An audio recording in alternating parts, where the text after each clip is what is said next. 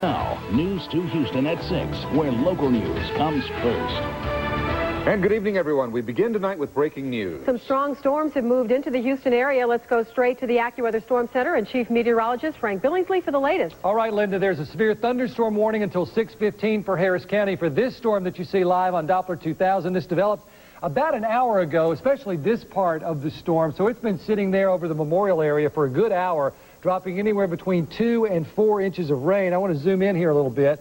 It's almost weird the way it just really traveled right up 290 all the way through Jersey Village. It's moving very slowly. In fact, this part hasn't moved at all. This section of the storm is drifting to the north, but not very fast. It will probably rain itself out more or less where it is, but that's going to take another 30 to 45 minutes, I think. Let's go up top. Zoom cam and chopper 2. An amazing shot there of these storms. Very dark sky. As I said, this storm developed about 5 o'clock as the sea breeze came in. It met a lot of that warm air from the day's sunshine, and that's what blew this storm up. As we go to a city cam over the Galleria area, another shot there of those dark clouds, and you can see they're just not moving. They're just sitting there, and that's what they're going to do. Spring Branch Science Center, one of our WeatherNet sites, we're connected to live via the internet. 42/100ths of an inch of rain so far, but those totals continue to come up, and we have more storms that could develop overnight. We'll talk about those coming up in weather. Well, News 2 Houston's Kim Alvarado is out in the middle of all of this. Kim, what's the situation where you are now? It's raining down very hard. We are near downtown. We're watching the outbound traffic on I-10 move relatively pretty good considering the rain that's coming down at this hour. And we're going to swing over and show you the White Oaks Bayou filling up pretty good. And we know this is an area where it traditionally floods. Also, we have some video from downtown. We're watching as the commuters trying to beat these heavy rains, get in their cars and scoot out of there before it gets too hard. Hopefully they did that early on. You see lots of folks with umbrellas.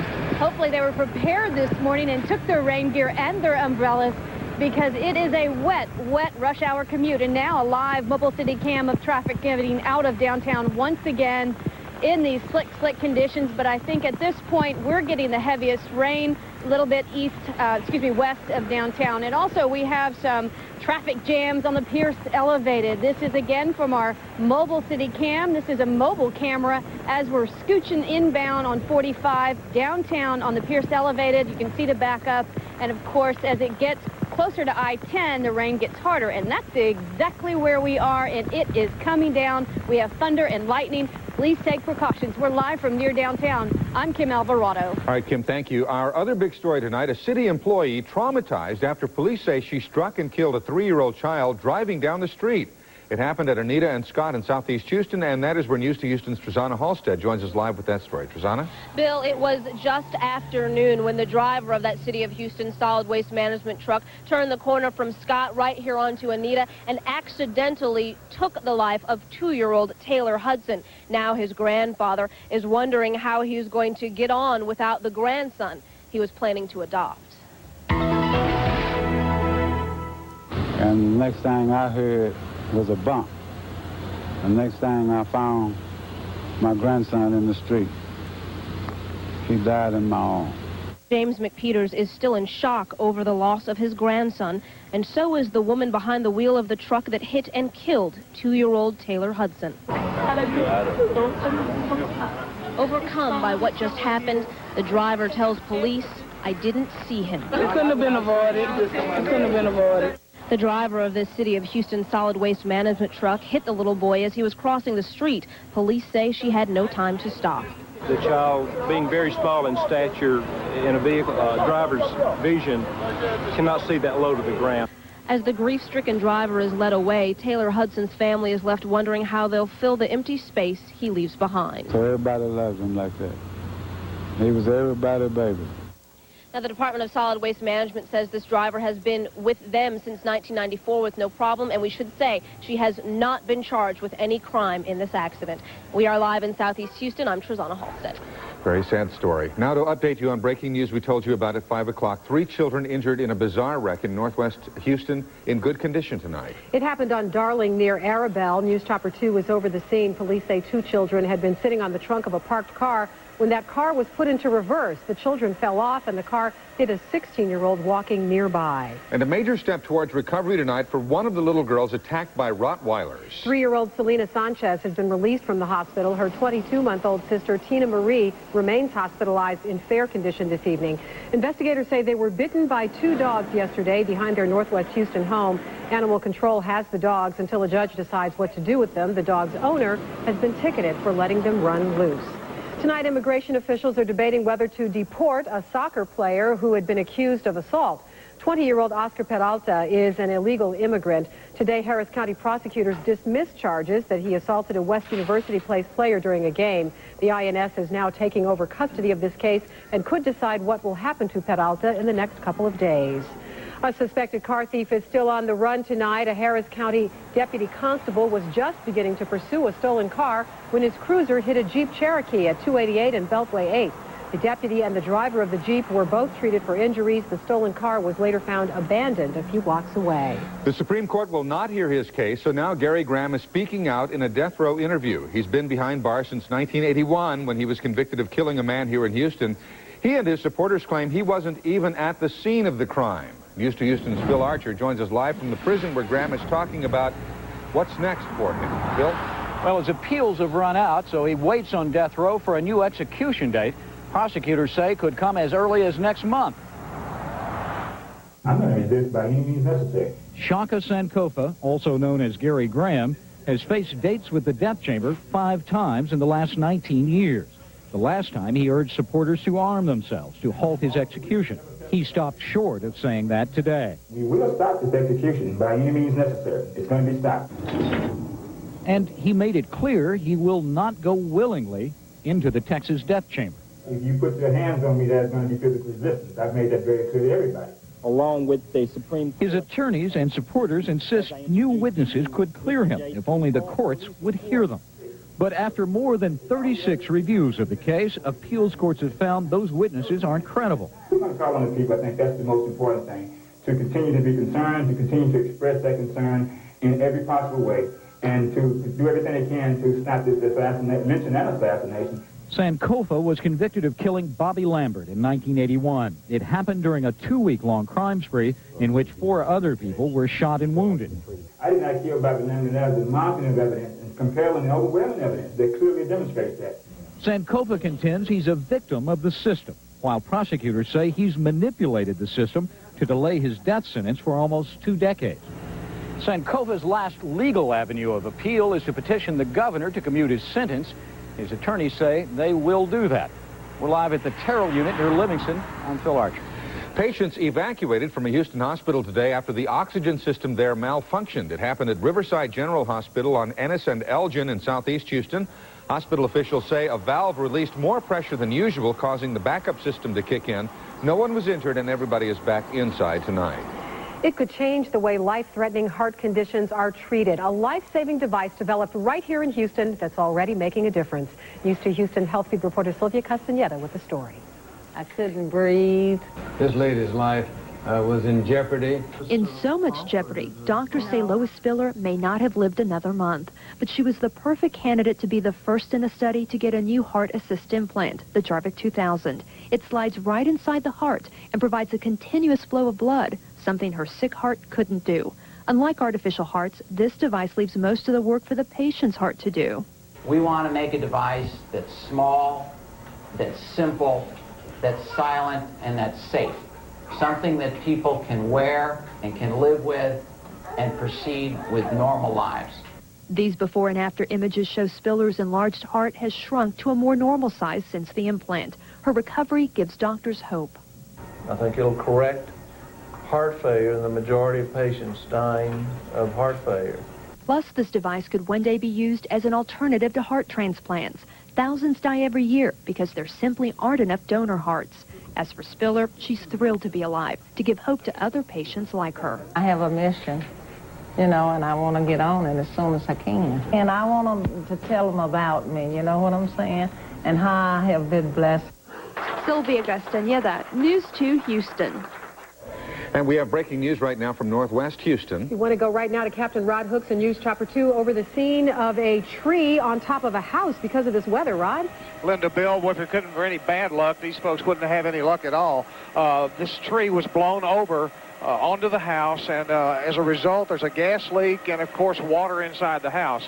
We're located at Michaelwood near Danbury in the Spring Branch area. What a mess they have. Microbursts sometimes occur, as Frank can tell you, when these storms start moving through real fast, and that's possibly what happened here. They just kind of come out of the clouds, go straight down, and cause damage as we're seeing down below. Obviously, they have a mess. Fire departments are down here trying to help them clear it. That's what it looks like live from News Chopper 2. This is Captain Rod. Thank you, Captain Rod. HISD announcing some record numbers for student testing. We'll take a look at how 10th graders fared in this year's TOS tests. Rodents, roaches, and insects, all not on the menu this week. And a new tool to keep us safe this hurricane season. That severe thunderstorm warning continues for Harris County until 6:15, and now an urban and small stream flood warning until 7:30. We're expecting minor flooding at Hillshire Village, Hunters Creek Village, Jersey Village, and Spring Valley. More coming up in weather. You're watching Bill Biesa, Linda Laurel, meteorologist Frank Billingsley's AccuWeather, and Craig Roberts with sports on News 2 Houston at 6 o'clock, where local news comes first. Hundreds of pounds of food meant for customers ended up in the trash. Sent there by a Houston health inspector. Consumer investigator Emily Aiken joining us now with more of the good and the bad and the ugly. That's a lot of food. Over 200 pounds. Trashed. Oh, boy. Good reason, too. Food at the wrong temperature, roaches, rats, and slime. It was all found this week, not on the menu.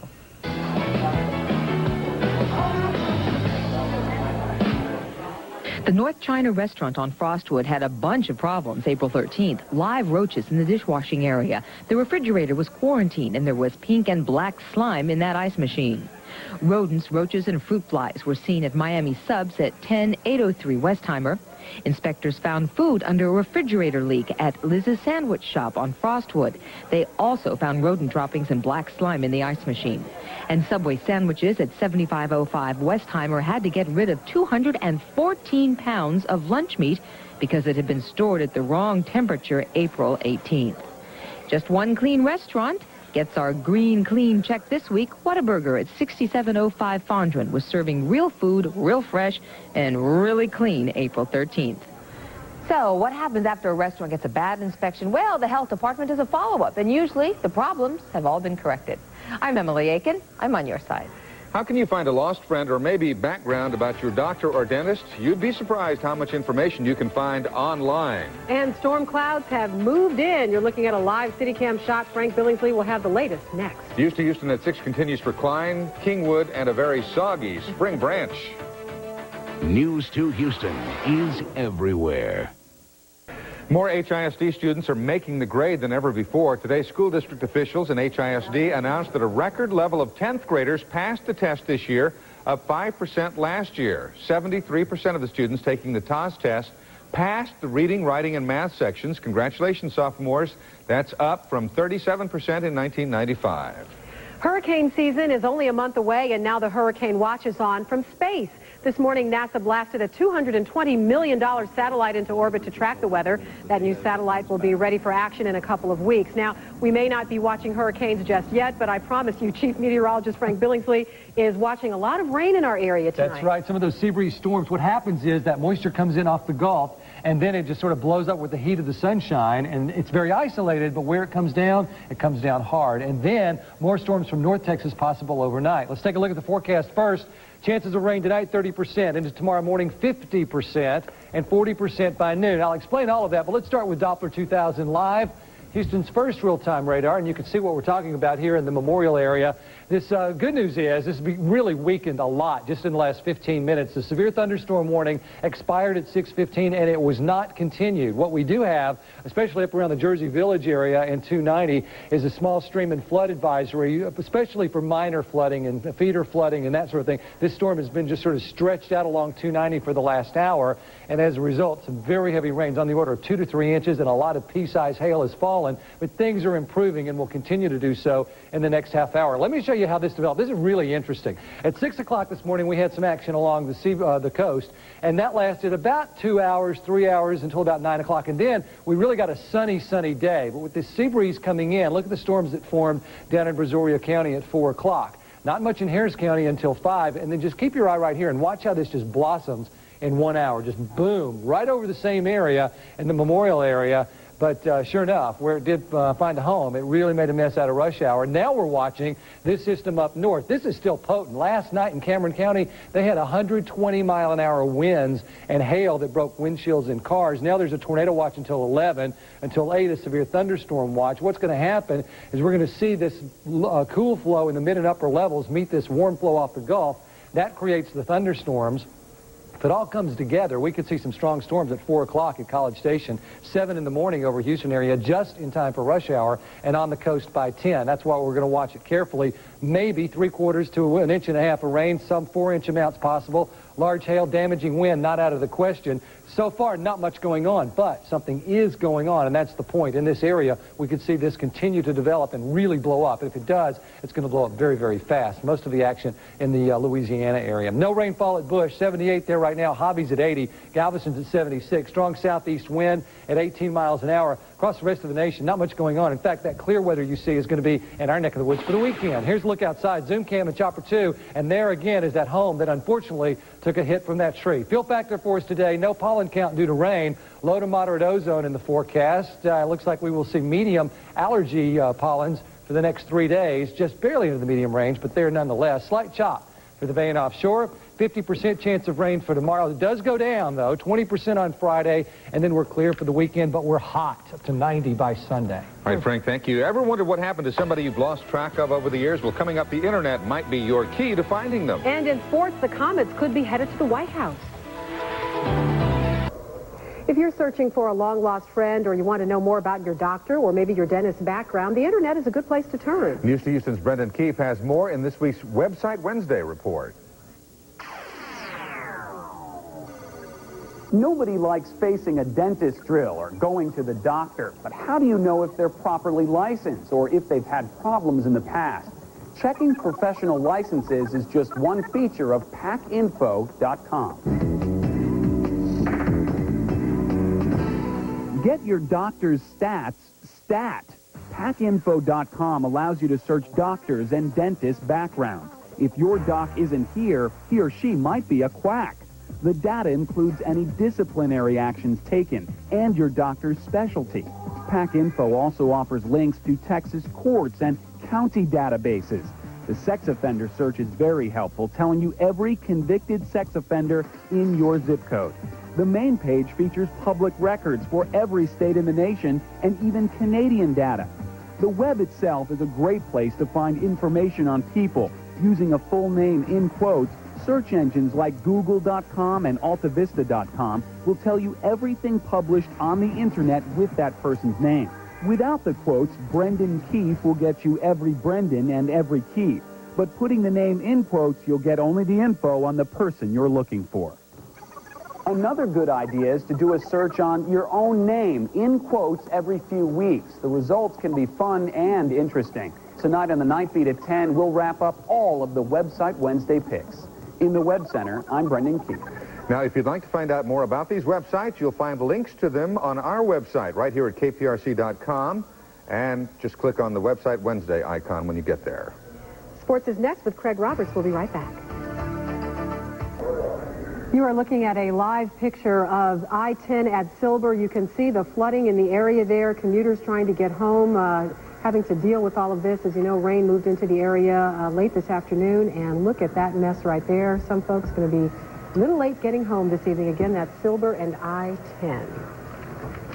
Bad news. There's a good donut shop right there. Oh, yeah. We could have used some rain in Chicago today. Last Friday, Chris Holt gave the Brewers one hit, and today he matched that with the Cubs' leadoff hitter. Third pitch to Eric Young. You know what happens these days. Just about everything thrown gets knocked out. Home run. Chris gave up 3 more in the first inning. That's all the Cubs got. That's all they needed. The key hit after that, Damon Buford's base knock, getting 2 more home with 2 out. Fourth inning, Richard Hidalgo jumped on John Lieber's pitch. It was his 7th of the year to make it 4-1. Astros got 2 more in the 5th to make it close, if not interesting. But the Cubs will win this 3-game series. Lieber the winner, 3-2. Holt the loser, 1-4, 4-3 the final. Rockets still can't give Louisville a firm date. The Rockets brass visiting Louisville sometime this month, supposedly a week from this weekend. When Les and company arrive, they'll meet with the governor of Kentucky, the mayor, and the county judge. They will show the Rockets a marketing study proving Louisville could support an NBA franchise. The Rockets' visit will excite the state of Kentucky, but more importantly, it should speed the Houston Sports Authority to get another referendum set. By the way, the Louisville marketing plan is said to be only 40% complete. Time once again, the Comets and the women's NBA opening training camps today. The only champs the league has ever had will go after 4 in a row. New outfits, more teams to deal with, Miami, Indiana, and Portland this year. These women still the top club again, and they finally get to visit the White House, as champs should. It's a great honor to go to the White House anytime you go, and the whole hoopla behind that. It's great, wonderful, perfect. It's about 3 years too late. Comets go to the big house on the 15th, probably more importantly to Cynthia. First exhibition game will be the day before, also in Washington. Freddie's going to be between the pipes again tonight in Utah Game 5 with the Arrows up 3-1. His teammates love him because he's the best. All right, forget about all those home runs, gang. This is what baseball's all about. Good eats and plenty of sunshine. Go get that ice cream. Okay, thank you, Craig. And coming up tonight on News 2 Houston Night Beat, they're often labeled dangerous. Pit bulls and Rottweilers. Tonight, why it may not be the breed, but the breeder. That's tonight at 10 on the Night Beat. And that's our news for now. Thank you very much for watching. Stay dry. We'll see you back here at 10. See you then.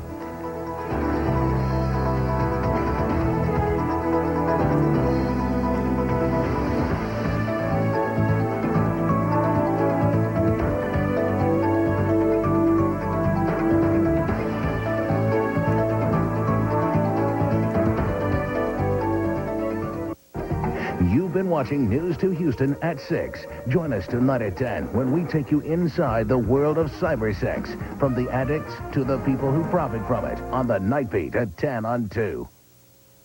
Lightening the financial load of student loans and tips on counting calories at the food court. Hi, I'm Don Armstrong. Join us tomorrow. News 2 Houston Daybreak, tomorrow morning 5 to 7, followed by the Today Show.